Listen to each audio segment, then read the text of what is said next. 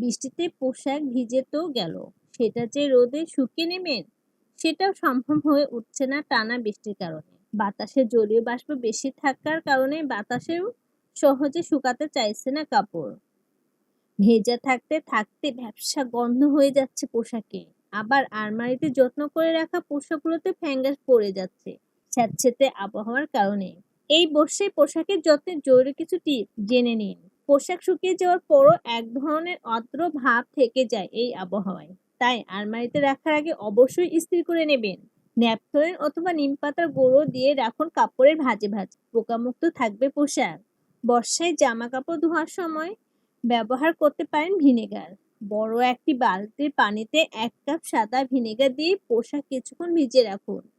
Vinegar পোশাকের সাদা দাগ এবং গন্ধ দূর করতে সাহায্য করে। পোশাকে সাদা দাগ পড়ে গেলে গুঁড়ো সাবান দিয়ে ধুয়ে নিন।